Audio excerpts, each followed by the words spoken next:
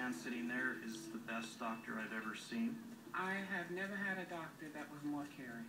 Today was very much about the positive side of Conrad Murray. Patient after patient after patient of his took the stand and extolled all the virtues of the doctor they came to know and love. We've seen emotion from Dr. Murray like we have not seen before.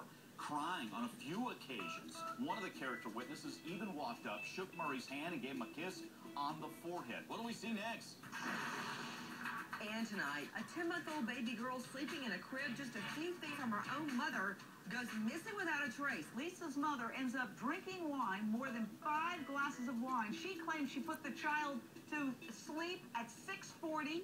Police now plan to question her brothers. 2 young boys were in the room right next to BabyLisa's. BabyLisa's brothers, just 6 and 8 years old, will sit down with a specially trained investigator. And tonight, investigators confirm BabyLisa's brothers will be interviewed tomorrow, and I'm led to believe they'll be separated when they are interviewed. They'll be by themselves. Will the boys, ages 5 and 8, be able to help crack this case? I suspect Nancy Grace has an opinion. She is host of her own show here on HLN. And, of course, she is also gracing the dance floor on Dancing with the Stars. Can I tell them what dances you're working on right now? Yes. The jive and the tango. That's heavy to be, not being a dancer and having to perform at this level to go from 0 to, like, professional level dancing. Man, you're not kidding. Yeah. And, you know, as much as I love my partner, Tristan McManus, he's not giving me a break. We had it out over one step today in rehearsal. I'm going to let you shrink him later. I'm bringing him in. I'm bringing him in a couple of blocks, and I will, I promise. I'll get on it for you. But speaking of dancing, you know, just before we went on the air, I don't want to bust your chops too early on the show because we got a lot of news to go over, but somebody told me a little story. I just wanted to confirm and hear if this, in fact, is true. That during a Blues Brothers concert, you and Dan Aykroyd took off on a motorcycle or something. Is that a true story? That's true. Is that when you were already Nancy Grace at that point, or is that something that happened in your youth? I was a prosecutor in Atlanta at the time of the Dan Aykroyd motorcycle incident. And it was purely platonic in every way. I happened to be coming out of the courthouse. As a matter of fact, I was on trial. This sounds highly suspicious. I know what you at home think, but I think of this business about coming out of a courthouse, being picked up by Dan Aykroyd accidentally. Like I fell on the motorcycle, and all of a sudden I was riding away. I was just standing there on the street, and he said something about, "Hey, there's a good-looking blonde. You want to ride?" And I said, "Sure." And I hopped on the back, and that was the end of it. And you were... We took a little, very short ride. Again, sounds suspicious, but I'm just saying. And you were big fans of theirs already, right? Yes, huge fans. That's been very exciting. That's a pretty big deal. Okay, let's get on with the news now. So, Lisa's brothers. BabyLisa's gone. Mom behaving strangely. She wouldn't allow the police to interview I think it's a 5 and an 8-year-old. Strangely, now the 8-year-old is the stepson.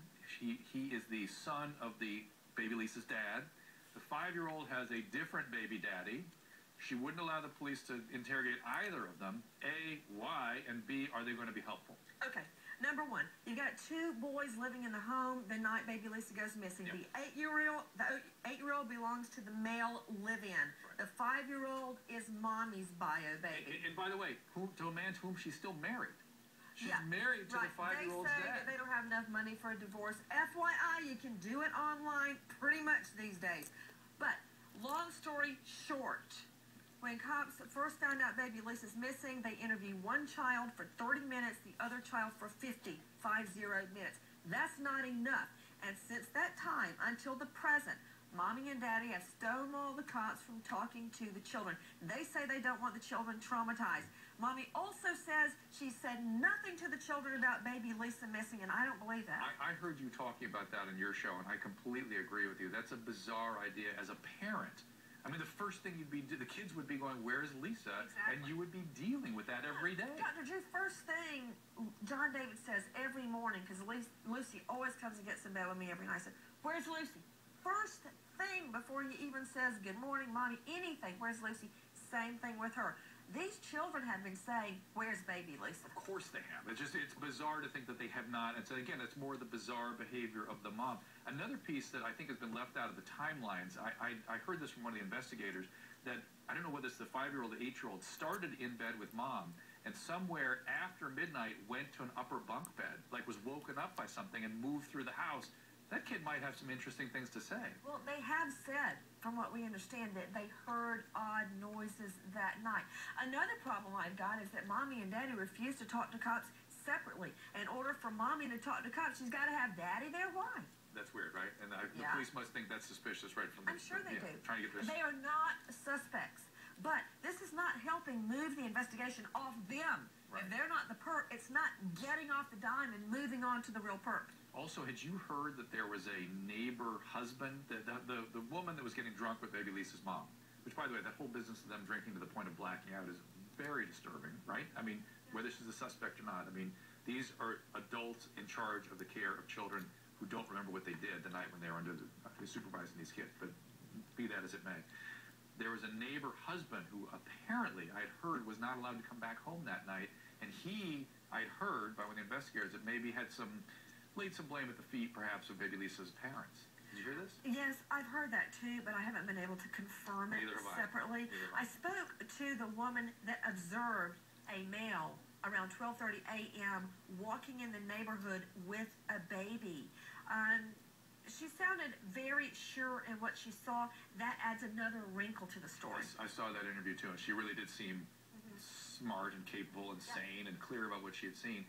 Now, Sean Bradley is Deborah Bradley's estranged husband and the father of the 5-year-old, as Nancy and I have been saying. He reportedly has not seen Deborah or his son in 2 years.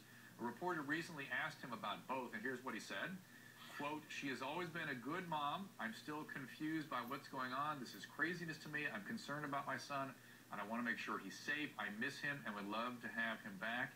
Again, that's the husband that she's actually still married to. You know, and I spoke to, I don't know if you had a chance to do this too, to BabyLisa's mom. Deborah's like an uncle or something who sort of surfaced, and he was very concerned about overall this family, Deborah's family, having had a lot of addiction and trauma and all kinds of stuff. And in fact, I think, do we actually have the quote in the control room from a friend about Deborah being sort of manipulative? Can you get me that quote up there? You guys can't do it?